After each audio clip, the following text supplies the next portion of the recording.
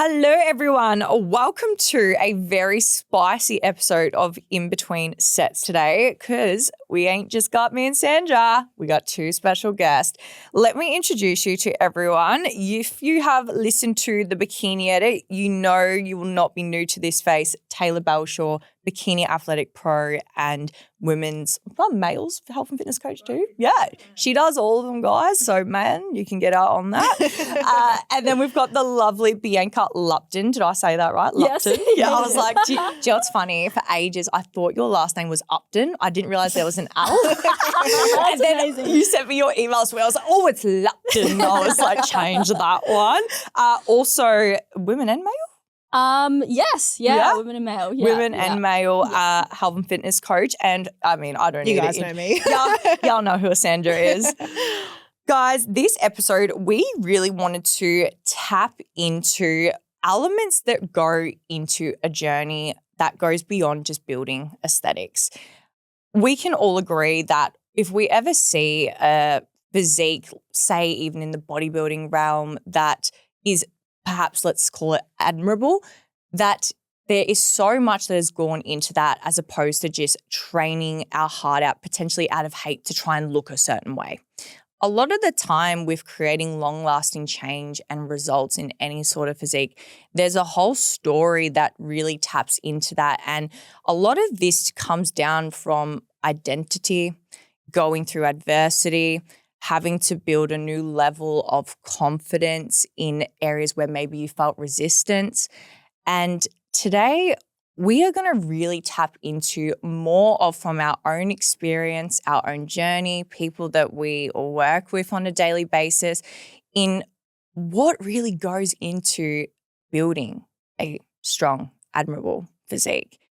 So I think I would love to start this off with, what do most women actually get wrong with building a great physique? Who wants to tap into this first? First thing that comes to my mind is the fear of getting bulky. Mm. And that is me talking from my own personal experience. I think not eating enough and being scared to lift heavy and eat more is holding so many women back from the physique that they're looking for. Yeah. I feel like that is probably like the biggest element. There's always that fear factor. And the thing is, if you want to make it to the other side and actually achieve a great physique, you're going to have to be uncomfortable, right? Yep. Like, we literally did an episode on doing this. Like, what would you say is another element that most women do get wrong with actually building their physique? Mine's a little bit different, but I think people, if you're not dealing with what's going on internally, then it shows externally. I love that. Yeah, if you're not dealing with the shit that's going on inside, like, that's going to show in your physique. And the people who have admirable physiques are not just doing the work on their body, and that is why they have a good body. So I love that. I love that. Yeah. So good. It's literally like the driver, like, and also the value and intention of why you're even doing something. Like, having a physique, it's purely just a representation of the lifestyle that you live, really. Yeah. Like, and also how long you've done it for. I think for me, if I'm answering this question, I'd say a big thing is also how long it takes, how long you need to keep showing up and be consistent. I think a lot of people sign up with a coach, I'm going to get this dream body in 12 weeks. Oh, shock horror. But it shows, like, Yeah. it shows in those physiques, like, you know, the people that are constantly jumping from, I don't know, program to program, coach to coach, like, it shows in your physique. Like, if you're not someone who has learned the art of just being resilient and doing the same thing day in and day out, and you're not doing it from like a value orientated perspective, then you're probably not going to get very far, especially in bodybuilding. It's like you have to actually be okay with being uncomfortable. And I think people don't really understand what that means. It's like, yeah, it actually feels like shit sometimes. So you have to just go, yep, okay, this doesn't feel great, but I'm going to do it anyway and know that I'm getting something better out of this in the long term. Delayed gratification. Yeah. What about you, Bianca? Like, with your own experience and your own journey and working with other women, what's a common thing you think people are missing? I think a lot of people are too surface level with their goals. Like, they will see like someone else's body and they're like, I want that body. And I'm like, okay, why do you want that body? Or like, where are you trying to like push yourself away from? Like, what is the discomfort that you feel right now that you want to see yourself in the future? And I see a lot of people struggle with their goals because they're just way too surface level and why it's important to them. 100%. It's all, we did actually an episode about that. Like, is it intrinsic or is there an extrinsic You gotta motivator? dig deep, But find it's your also- why. Yeah, it's also like as bodybuilders, we know the better you look, the shitter you feel. So if you're only doing it to look good, then you're going to be miserable. Like, Yeah, it's- yeah. You can't hate yourself into To some change as extent. well. Yeah, moving out of a place of love for what you're doing. Self-respect. Like, we do bodybuilding because we love it, Yeah. right? We love the grind. We love the process. We're not doing it because it's a weight loss competition where you hope to get our dream physique and hold it, right? So I think that's, 100% so powerful. But also not just doing it for the stage as well. I think the people that just do it for that moment, you're doing so much, like you're dedicating so much of your life to have one moment, which is meant to represent the person you are behind the scenes, you know. Yeah.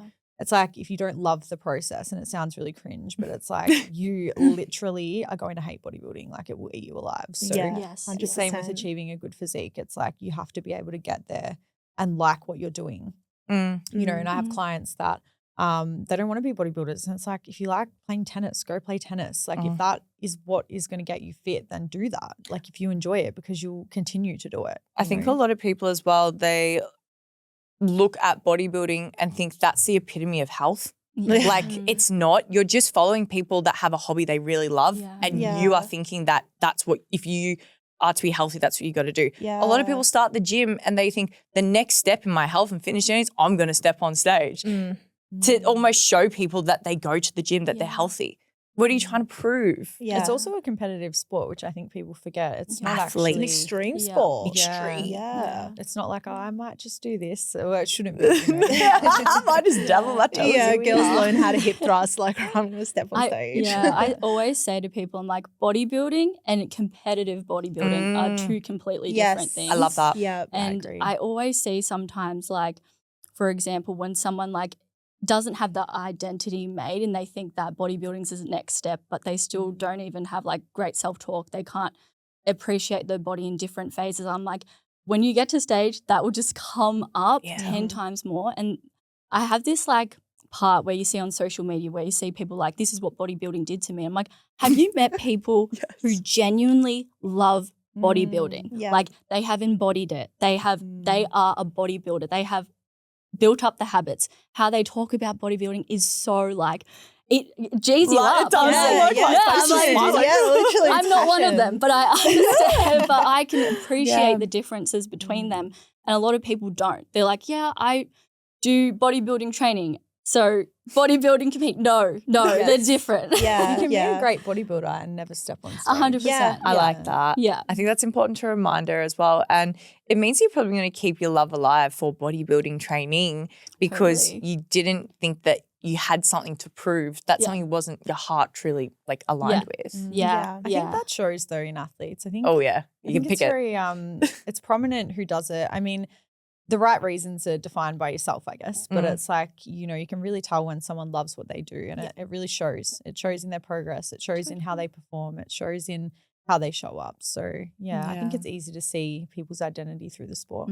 Yeah, I think that summarizes that really well. Yeah. I think a lot of the things that we said about the mistakes that women make could probably come from our own personal journeys. What's maybe something that you wish you knew sooner in your fitness journey when you first started?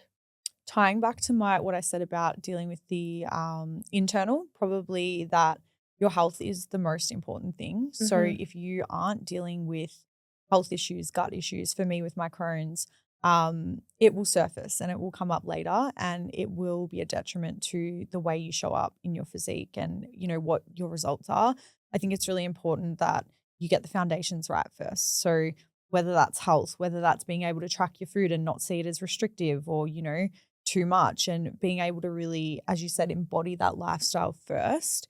And learn the art of patience. Honestly, it's going to take time. And if you're not okay with that, then you're probably never going to get there. Yeah, that's just I love the that. truth. Yeah. Yeah, I feel like mine's a little bit different if I was looking back at the start of my journey, something I wish I knew sooner.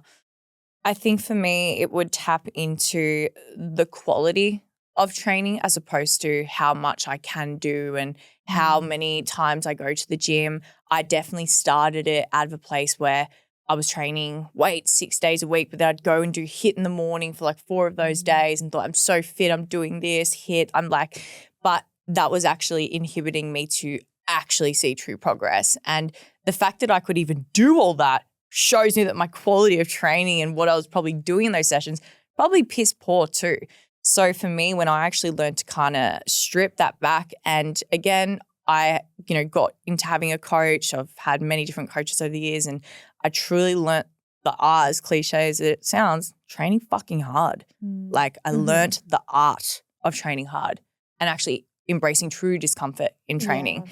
And I think when I learnt the love of it, that's what made me intrigued with bodybuilding. I was like, oh, I like this. This is very can put my fight demons in, just like that fucking hurt. That was sick. I'm dying on the floor. I think the art of that, and that now when I go into the gym, I'm not just going to the gym. I'm G'ing myself up in the car ready to perform. Yeah.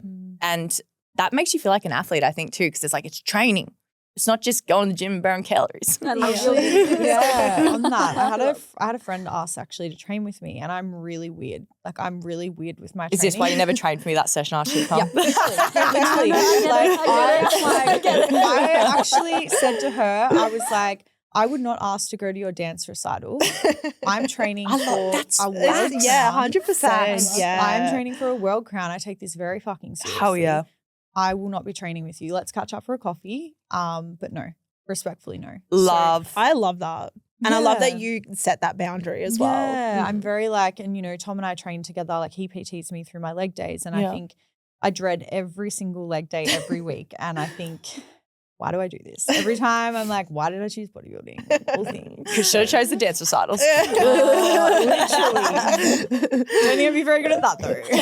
Yeah. Dude, do you know what? Just saying on that as well, I was the same in prep, especially when I'm in prep, my fatigue's low. I'm not bubbly. Even naturally, I locking in for my fucking sets. But in my off season, I'll train with clients and stuff, bit of fun. But I've had clients who'll try to ask to train in prep. I'm like, I cannot cue, I cannot PT, I need to lock the fuck in. I'm worse in my off season. Yeah. I'm like, no one's training me. Yo. But no, again, you're an athlete, right? You're not just a gym goer. That's the reality. Every session really does count. So you're going into worlds. You're going to be versing world champions, right? That is the intensity you need to take it if that's the value behind it, right? 100%. Yeah. What about you, Bianca?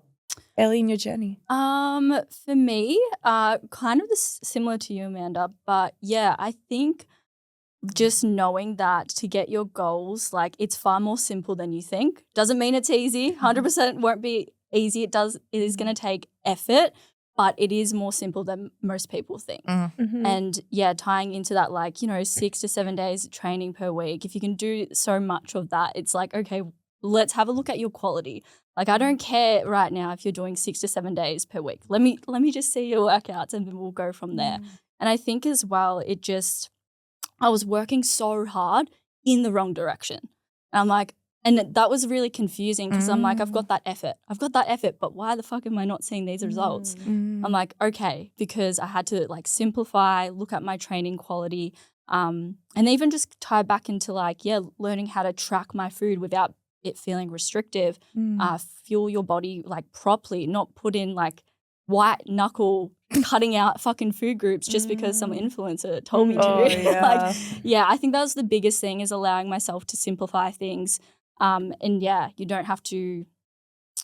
Working hard is good, but even if you're working hard in the wrong direction, you won't get results. Yeah. Well said. I love structure. That. Yeah, I love that. I feel like people get really hung up on obsessing over tiny details and trying to over optimize everything when you haven't even got the foundation laid yet. Fruit, man. Yeah, I remember early in my journey, I was trying to find the perfect lat exercise to target this fucking lower lat and shit. I'm I don't even know how to train hard yet. I'm this is cool. I get extra range of motion on leg extensions. Maybe if I do I'm gonna get way bigger from this. Glute med kick back. And now I'm very much back to just gorilla, just lift heavy. And that's it.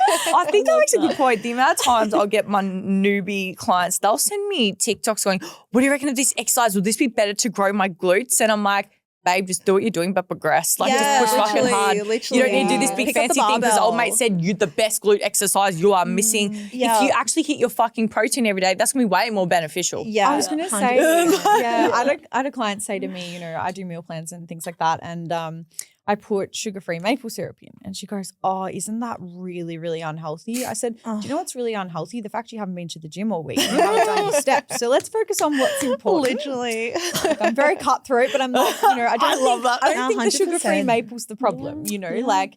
People need the reality check. That's that's that tie into like those majoring in the minors. Like once again, it's like, okay. Yeah. There might be some like discussion for that, but like let's just have a look at like the whole like what's important. What's most picture? important. Yeah. What about you, Sandra? I think for me, there's so many, but the biggest thing would have to be that I was very much stuck in like an all or nothing mindset. And I had to learn that it doesn't have to take over my entire life. And when I started to get serious about bodybuilding, it was like, I'm a bodybuilder and that's it. So I can't do anything outside of bodybuilding. I can't run. I'm a bodybuilder. So I think allowing myself running. I think just allowing myself to know that I am a bodybuilder. Yes, I do bodybuilding, but there's more to me and my life than just that. It doesn't have to take over my whole life, because then whenever I did something that wasn't bodybuilder coded, we'll call it, it was like a stab in my identity. Yeah. And I think that's it. Like everything's like purpose as well. It's like if you want to play sport, you know, that doesn't mean that you can't go, I don't know, fucking go play another one. Do you know what I mean? Like I played heaps of sports growing up as a kid. Do you know what I mean? Yeah. They all kind of contradicted a little bit. But I think as well with whatever you're doing, if there's a way you want to say working, running to your prep, there's going to be ways to do that to make sure that you still manage your fatigue and recovery. Let me just preface, I did not start running in prep. I have always She's run. always run, but she's still doing it. Do you know, this prep, I haven't run. I've run twice. Oh, have you? Yeah. Was it Mitch posting a photo? Were you running in that photo or not? Yeah, that's one of the times. That was one of the times. Okay, it was most recent. I was Pulled like, out. fuck, maybe I'm making shit up here. Sorry, guys. I'm just invested in everyone's lives. I'm like, oh, there she goes. That was my 20-hour day, and my break was running 5Ks in between. Do you know for what? cardio. It's very euphoric. Like I used to do it before I got more heavily into weight training, and I did it more for the mental, to be honest. Yeah. Like I actually didn't give a fuck about being fast as fuck boy, but Yeah, it was just 100%. more of the mindset stuff. Yeah. Why do so many women quit? Because I know we've all coached hundreds of girls over the years, so I'm sure we've all got some common things that we've noticed. Let's go, Bianca. Why do most women quit? Why are they throwing the towel when they're starting out?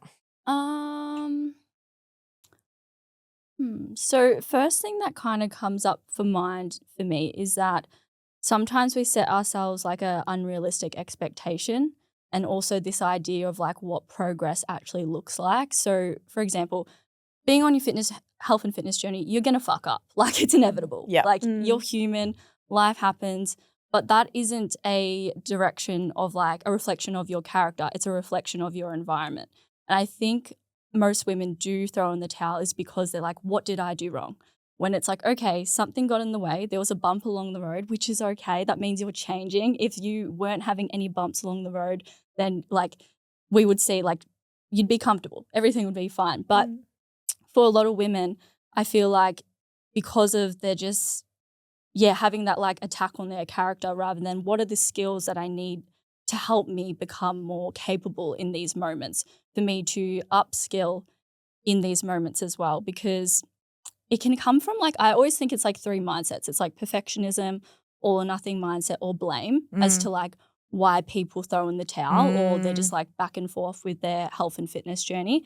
I'm like, it's all to do with like environment, identity.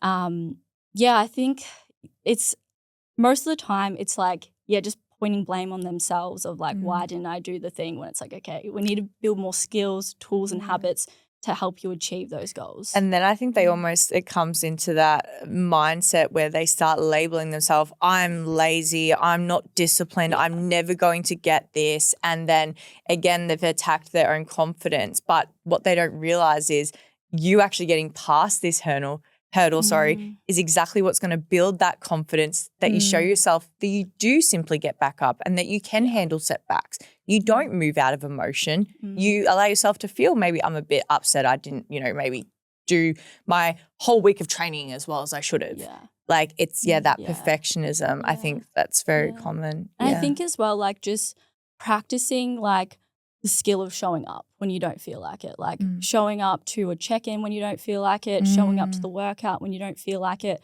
Like being like not motivated is not something on you. It's something to do with like actually learning how to keep going even when you don't feel like it. Like those are the weeks that actually matter the most, and the more that you keep showing up, the easier it gets. It's like, oh, I just know this is part of the process. Like, fuck, not motivated, I show up anyway. That's Practicing huge. that resilience muscle. Yeah. Hey girls, enjoying this episode and would love to be able to witness more of this conversation in depth and in person? Then be sure to share the link of this episode to your story, tagging us at InBetweenSets Unfiltered and my personal account at amandajane.coach for your chance to win you and your bestie 2 free tickets to Beyond the Physique, the Women's Strength and Identity Health Summit, tickets valued at $120 each. If you've already purchased a ticket, this is your chance for you to win your money back. Winners will be announced on my Instagram next Friday, the 10th of July. This is your chance for us to go deeper with conversations that really do move the needle, and a great opportunity for you to connect with more like-minded women. This is a first of its kind in the women's health and fitness space. We can't wait to be able to connect with more of you in person. If you haven't purchased your ticket already, please make sure to do so. Once they're sold out as spots are limited. That's all from me. I'll let you get back to enjoying the rest of this episode. Tay, why do you think most women quit? Oh, God. If I knew, I'd be a fucking millionaire with that. Honestly, I think it's going off what you said. It's very much like I would say a lack of skill, a misunderstanding on how long it takes to get somewhere or what is needed to get somewhere. And then it's a lack of acceptance of the reality of that. So it's like, you know, if a client consults with me, I'm very honest. I sound so intense right now, but anyway. No, I'm the same. I'm very honest, and I'm like, look, I'm going to be really honest with you. It's probably going to take you 12 months to get the body that you really want to get. Here's the phases we're going to do. Here's how we're going to get there. And I think it shocks a lot of people that it actually takes a lot more time. And I work with a lot of clients with gut issues, health issues. And I say to them, I'm like, you fucked your body up over 3 years. I ain't reversing that in 3 weeks. So that's the first step, I think, for people, is accepting it will take so much longer than what you probably think. And it's going to take a lot more work than what you were initially willing to accept. So I think it's the acceptance of the work, and then it's actually doing the work consistently, which a lot of people parade around they're happy to do. But I think people struggle in the first few weeks because it's a shock to the system. It's like, whoa, I haven't done this before. These are new habits. And quite frankly, most people don't want to do it. They're like, training's hard in the first few weeks. It feels like shit. Eating different is changing your whole routine, your whole structure. And humans are creatures of habit. So whether it's a good habit or a bad habit, if you've created bad habits, they're still your habits. So now not only are you trying to create a new habit, you're actually trying to break old habits, which can take a month, 2 months, however long, you know, and you're going to have little road bumps along the way. So that's probably where a coach coming in is so important, because if you don't have someone there to guide you when you go over those road bumps, that's where I feel like people fall off. They don't have the structure. They don't have the guidance. And honestly, going back off what you said, it's like, yes, being, I guess, kind to yourself, because you will make mistakes. You're a human, but also don't be too kind to yourself, because this is the problem in the industry. It's like everyone we were talking about this. We were literally talking about this on the way here. Okay, like, people are too soft. Yeah. It's like, you didn't do your steps. Okay, life's hard. Well, life's hard anyway. Toxic positivity. It's like, are you going to let it kick the shit out of you? Get up. Yeah. Like, and you pay me to be there and tell you when you are making 100%. excuses. So you have to be able to identify that in yourself. So I think there's that balance of, you know, yes, I'm a human, but as a human, what are my values and what are my goals? Are they aligning right now? And if you're not doing, anxiety stems from the things we're not doing. If you know you're not doing something and you're not showing up, you're going to feel shit about that. So change it. Yeah, 100%. Couldn't have said that any better. Like, I think as well, for a lot of women, they're also afraid to look like a fool. They're scared to do something. Scared to be a beginner. They're scared to go into the gym and maybe do an RDL incorrectly and maybe feel a little bit silly. People are like, they get, again, that anxiety, right? But the only way you're getting past that is by going through it. You keep avoiding it, you're going to then live with the other anxiety of knowing that you're not doing the thing like you just said. So I think the cost of entry for you even being able to stick it out and not quitting is allowing yourself to be the fool, be the beginner, give yourself permission. Yeah. To give yourself permission to not know, Yeah. give yourself permission to ask out, get a coach and Or invest. invest. Exactly right. Even messaging your coach and tell them where you're struggling. I've seen it hands before, like you'll give a client a program and I'm quite frank with them. I'm like, just so you know, I'm not a mind reader. So if something is not working, you're struggling, second guessing something, I need you to tell me, okay? But then they're scared of looking like a fool. I don't want to fill my workout. Why don't you want healthy criticism in helping you be better, right? So you also have to be open to wanting to grow. You can't just fall in your lap. So I think that is, a big thing I've always noticed. Why people quit, because they realize, I don't want to feel like this. Well, I say to clients, like on what you just said, it's like, I can't want it more than you. No, Like, I unfortunately, won't. like, I can't eat the food for you. I can't, trust me, if I could, I would, because it would be easier. If I could get the result for you, I'd be running fucking laps around everyone. But like, you know, it's a team effort and you've got to do the work. Like you got to do the reps. Like I can be here to guide you. I can give you the structure, like you said, but you've got to do it. You've actually just got to take the first step. You've got to do it. I have clients message me saying like, I didn't hit my steps today. I'm sorry. Like, why are you apologizing to me? Apologize to yourself. Yeah, You should say, like, send the apology back to yourself. Yeah, like Reverse don't that apologize shit. to me. Like these are your fucking goals. Yeah, 100%. Make yourself want it. Is there anything else outside what we've kind of said, Sandra, that you think is another reason why women might quit? One thing that comes to mind is self-comparison, which then probably leads to that like self-doubt and anxiety. Like I remember one time I had a client message me and she was like, I just feel really shitty. I see all of your other clients posting their wins in the group chat, this and that. I'm like, you are a mum of 3 kids and you're comparing yourself to like my 21-year-old client. I've had this With a exact experience in my completely community. different lifestyle, completely different routine. Like no shit, you're not getting the same fucking results every day. You're not supposed to be. I'm You have really to be glad you said that. you have to be realistic with your own timeline, your own lifestyle, your own expectations. Self-comparison is a big one. Yeah. I actually had this happen with a client and they said, I feel like I don't belong. And I'm like, why? Because that you're breaks my comparing heart. yourself to Ella, who has been my client for 4 years. Don't worry, when she was only 4 weeks into her coaching, she wasn't doing what she's doing either. Yeah. I was about to Right. say, what's that saying? It's like, don't compare your chapter 1 to someone's chapter 20, 50 or yeah. whatever. And that comes back to patience. You literally cannot. And I dug deeper, obviously, and I said, those girls that you're literally comparing yourself to, they're some of my longest standing clients. They've sent me videos every check-in of their training that I correct. They allowed themselves to get there. I said, instead of comparison, take fucking inspiration. Yeah. Let them go, holy shit, they did that work with Amanda. Yeah. What could I be like in 4 years with Amanda? It's the same for athletes too. It's like Yes. comparison's part of the game. but- Take inspiration. Yeah, Look don't- at what the people are doing. Yeah. Like to take that inspiration in anything. And I think it allows you to just enjoy things a lot more. And I don't know if comparison comes from a thing of like competition, like jealousy, envy. I don't know. But taking inspiration is such a more powerful and beautiful feeling. Yeah, just a simple reframe. Simple Yeah. reframe. Like don't cut yourself short out of it. We don't need insecurity. We don't need to compare. The journey is solo anyway. We've got the community for the inspiration, to share the meal idea, to, you know, seeing how hard they push in their training, realize I'm not doing enough. Yeah.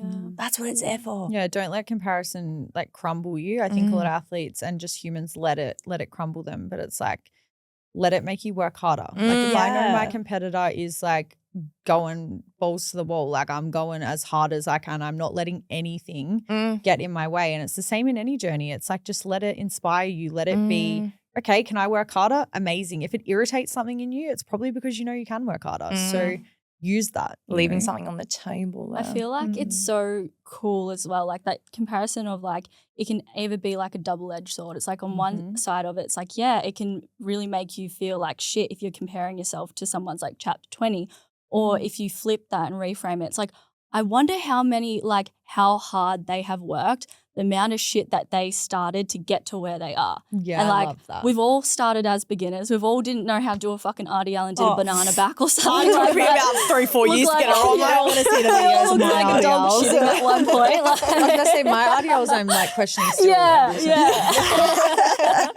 So I feel like there's the inspiration of like, I wonder how they got to that point to get so efficient that that's just who they are. Like, I think that is so cool. I love that. And that just shows what's possible for you. That's actually like such a good point. I think about it as well. It's like people ask me, you know, how would you feel if you were to get beaten, you know, in competition? And I'm like, well, if someone beats me, they've worked fucking hard. You So, said that on the first ever Yeah. potty we did. I That's remember cool. it and I I'm loved like, it. respect. Yeah, respect. I'm like, mate, you've been through hell, so let's go. Like, yeah, no, I love that. Yeah, I think that's a beautiful thing. And you know what? If someone is better than you, great. There's room to grow. Yeah, like buckle in. 100%. It's why Yeah. you do this, isn't it? Like That's it's it. Let why it light that fire. You don't want to be perfect. You don't want to be at the top. That's boring. We need room to grow. There's always something to improve upon, right? 100%. Yeah, no, awesome. Sandra, I'll let you take the lead a bit if you want.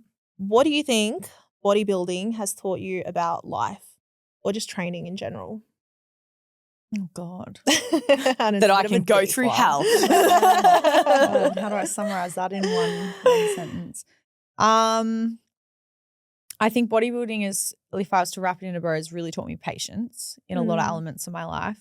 You know, it's the long game, and it's knowing that really you'll never be I don't know how to word this, but you'll never be good enough. There'll always be someone better. Thank you. You'll never be satisfied. Yeah, you'll never be satisfied. That's really a nicer way to put it. Be satisfied with being unsatisfied. Yeah. I think there'll always be more work. There'll always be more work, and it's learning to be okay with the work and actually fall in love with the work and fall in love with the hard seasons more than just the ones that are glamorized, to be honest. Like I always say, like, I love the work in the dark. I liked when no one knew who I was, no one followed my journey, and I just did the work and presented the work. That's my favorite part of bodybuilding, is actually just the building the body. I love that. Yeah, So yeah, I think it's just taught me like to be patient, and that you're gonna have ups and downs in any journey. Like it's not all sunshine and rainbows. And honestly, like you're probably gonna have more shit days, but there's also gonna be more good days. Like, you know, there's always, the sun will rise again. So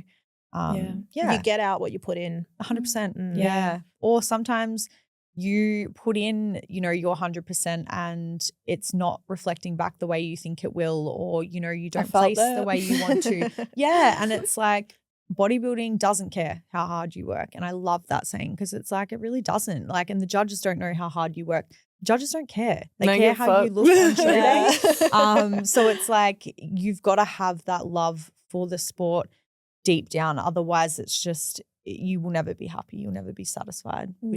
I agree. Like I felt that obviously, you know, going through the season I've just gotten back from, if I didn't love this sport, I would have cracked the shits in can and gone home, so I didn't get the pro card. Yeah. But I was so excited to go to Italy, and I even said to Paul, regardless, like, I want to go compete in Italy. And I wasn't satisfied, not because I didn't get the pro card in Bali. And I said this on the podcast before, I'm actually glad I didn't, because it wasn't my best. I was literally mid between the show, like, didn't want to post a photo, so unhappy. And then everyone's telling me I was going to win, and it was just a head fuck. And I was like, I'm kind of glad I didn't win.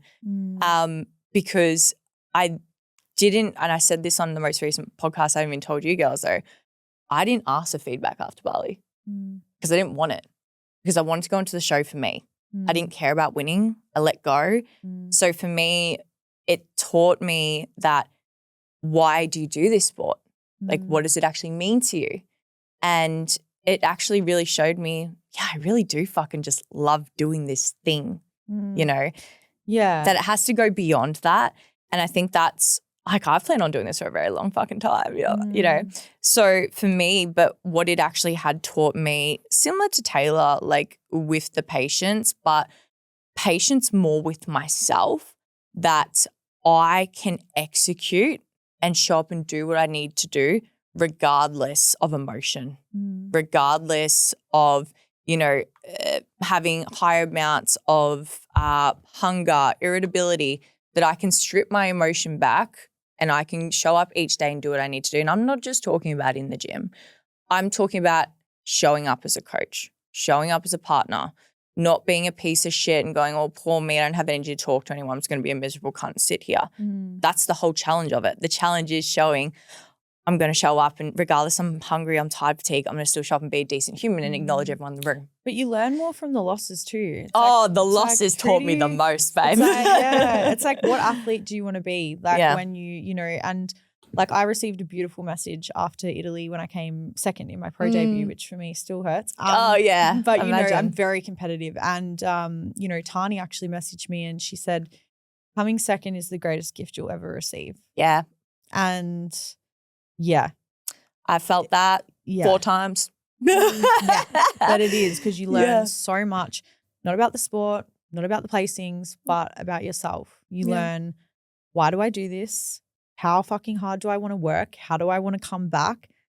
And how am I going to fucking win the next one? Like, you know, and the people that stay true to that are the ones that do it for the right reasons. They love because it. it's not just about, you know, where you place and how you do, because you could be the winner on one day and the loser on the next. Like it's, Yeah. And I think it showed because, like, without repeating myself too much on episodes, but I went into that Bali show to win. I was like, I've done the judges' feedback. I've done what they asked. I hyperfixated on the feedback. So I was like, all right, I've got to do this thing, even though I don't want to do it. I don't want to soften up. I did it. And I was like, cool, I did it. And I still didn't get the outcome. Let go of the pro card. Go in with what you want. And I had the best fucking time of my life. And it was just awesome that it was rewarded, you know? But now how cool we get to go on the big dog legs. And I was like, all right, Love that for competition. you. well, I always say when you turn pro, you start again, motherfucker. Like you do. Yeah, big fish in a little pond now. I'm like, you know, true. you turn pro and it's like, fucking, here we go again. It's like, okay, now I'm going to be in the back line. Yeah, now I'm about to start all over again. Now there's fear of backline actually though, to be honest, right? Because I've never been in the backline. Like I've always gotten a call out in every single show I've done over the 10 shows. So I got a fear of not being in the backline.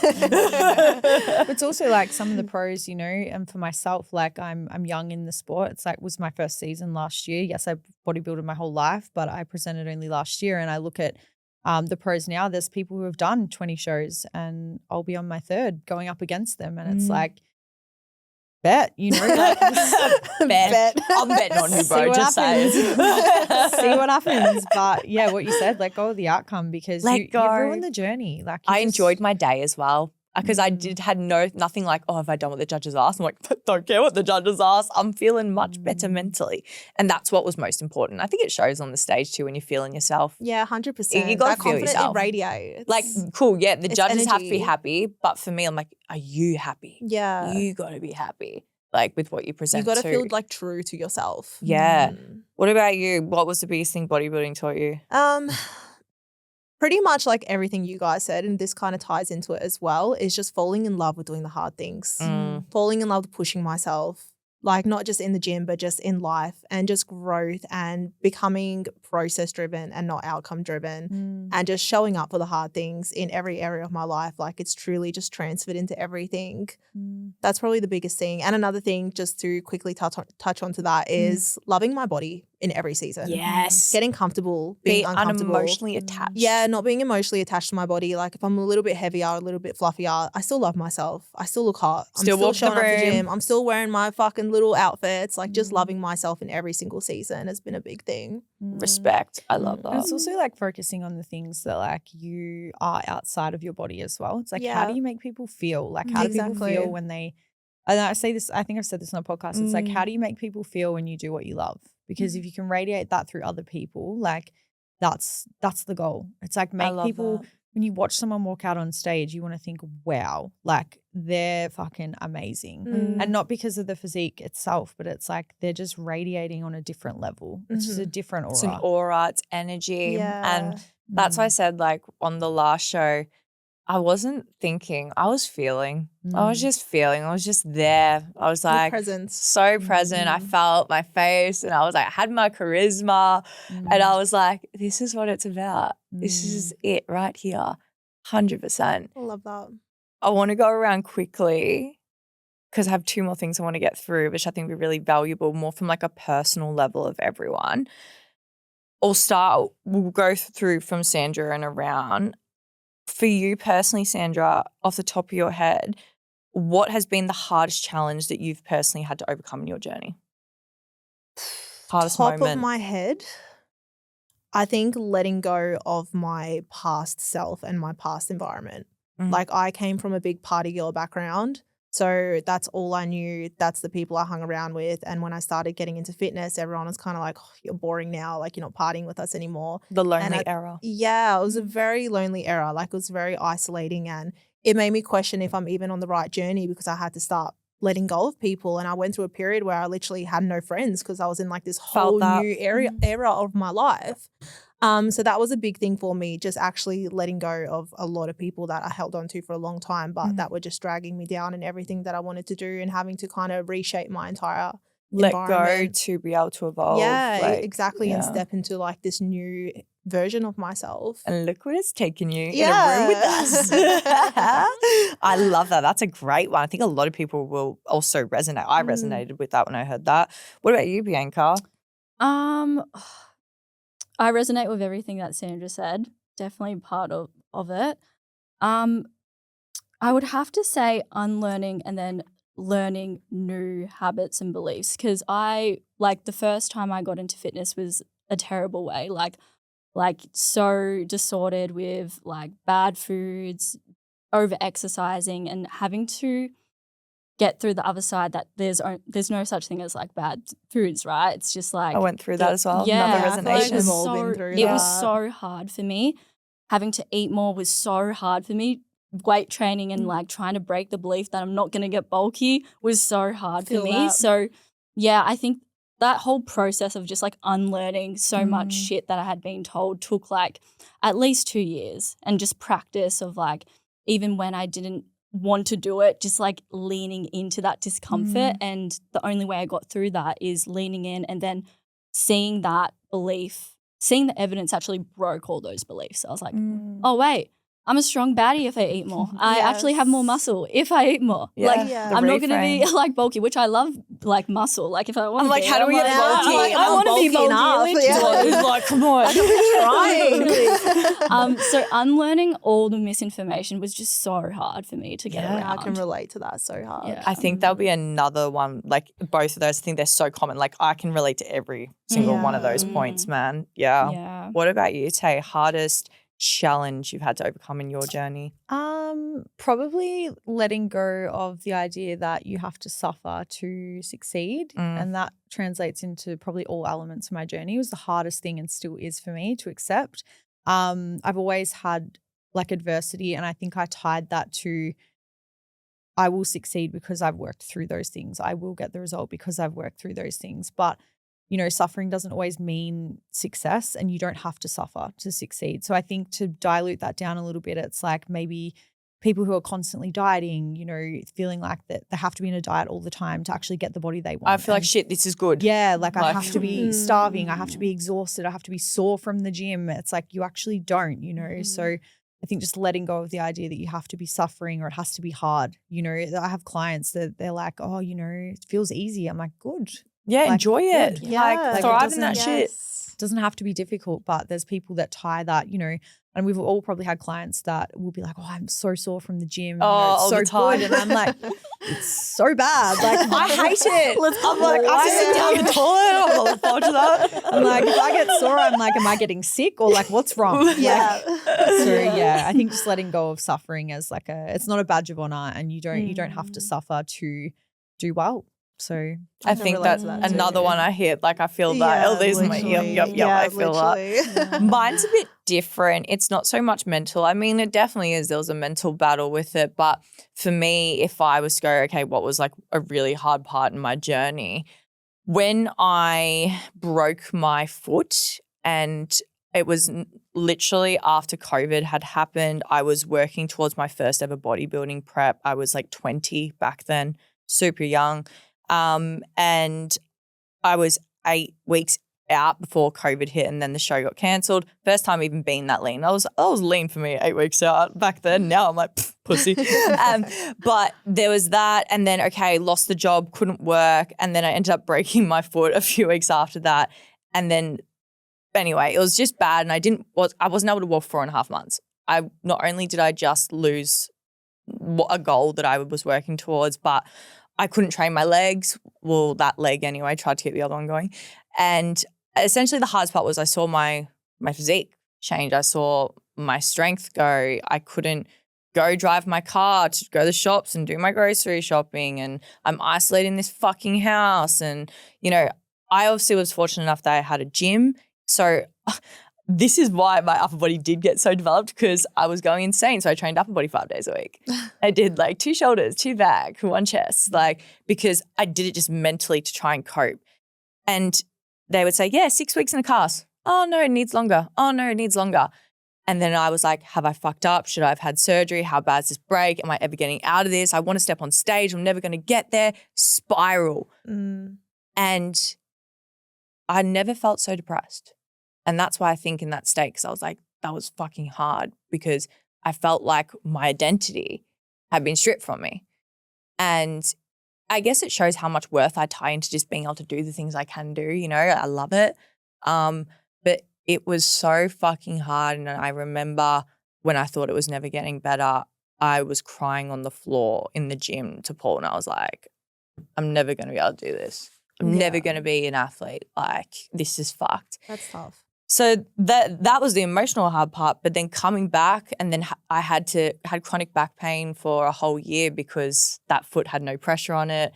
They had to rehab the foot, everything. It was a chain reaction. You guys obviously know how it is when shit like that happens in your body, and worked through it, and, you know, I made it happen. But I had a lot of pain and issues with my body and my hips, with having the hip dysplasia after that. So the fact that was showing up through fucking like a year of gym sessions, constantly in pain and training but hating it, but it was just a shit time. So for me, it was the hardest thing I'd went through, but fuck, did it make me resilient, because I could have easily gone, well, fuck, I'm not going to train. I'm going to give up on this. And the thing is, guys, time passes anyway. I'm fucking pro in FMG. Like, you know what I mean? It just shows we get so caught up in that emotional state. We become the victim, go, oh, I can't do this. I'm never going to be an athlete. Poor me, blah, blah. Can't. Time passes. Stay consistent. You want something, go for it. Hard times pass. You can be a victim. You can kick, you can scream. But at the end of the day, you still got to pick yourself back up. Yep. So that's my hardest lesson, Yeah. I would say. Quick 60-second round table. Who did you have to come to build the physique you are today? You have 60 seconds. Go. I had to learn who I was first, and I had to be sure of myself, and I had to become the person that stopped breaking promises to myself. Oh, deep. Yeah. Bianca, who did you have to come to build the physique you have today? I would say a huge part of who I am today is understanding how to control the controllables, and just with like enough ingredients and right support, you're capable of doing hard things. Yeah, I'd say those are the big things for me. That is a good real clip right there. Oh, yeah. Yeah, girl, that was good. Absolutely. Yeah. Tay, who did you have to come to build the monstrous physique you have today? I had to learn to be someone who held good composure, not just through good things, but through bad things, and being able to use that to my advantage in my sport. So just staying composed, whether, you know, the surroundings or the environment gets chaotic, you have to be composed, I think. I truly believe you have to be a composed human being to do well in the sport. So I had to become someone capable of that. I love that. Yeah, composure, it's a big thing. If I had to wrap mine up, who did I have to become? I would say I had to become calmer, very similar to you. I had to learn that I can actually achieve success, and it doesn't have to come from a place of rage or being in a masculine state that was the only way that protected myself as a young person. To be able to get where I am, I had to let go of that, allow myself to step even more cliche into my feminine energy, and that I can start moving out of more positive light for myself, that it doesn't always need to come from a place of rage. And that's, again, similar to you, suffering. I always had to suffer to be successful. So for me, that's, who I had to become to build mine. I love that. That was a very awesome episode. Thank you so much to every single one of you girls that have come on today. Guys, hot take, if you loved this discussion and a lot of what we said resonated with you, and you could honestly, everything we're saying, it feels like it was just pouring out of your own mind, well, we have something very, very excited for you. On the 18th of July, me and these 3 incredible ladies are going to be hosting a event called Beyond the Physique in Melbourne. This is for anyone and everyone that loves health and fitness. This is not just for competitors. If you are in your own journey and you are finding that you are resonating a lot with what we just said, being stuck in a place of moving out of hatred, comparison, you want to be able to be in a place where you can step into a room and feel confident in who you are and learn how to build the identity that reflects the physique that you feel proud of, not someone else's, but your own, then this discussion at this event is going to be for you. And we are going to have heaps of promoters. There's going to be great ways for you all to interact with more women that align with you. And we're going to have a pretty spicy aesthetic brunch ready for you girls when you walk in. So any final words from my 3 incredible presenters? Thanks for having me. So welcome. Thank you guys for coming. Yeah, we're so excited. We can't wait to meet you all and be able to connect with you all and be able to share more into our journeys as we all have some really cool, exciting topics that we are tapping into deep from our own experiences because we've lived it, we've coached it. So this is going to be stuff that a lot of stories that we haven't even released to anyone. So we want to be able to share that with you guys. So stay tuned on my Instagram and also the Amanda Jane Fitness, as we will be the proud presenter of Beyond the Physique, which is the Women's Strength, Health and Identity Summit. Thanks, guys. We'll see you Let's guys there. trot. Woohoo. Yo.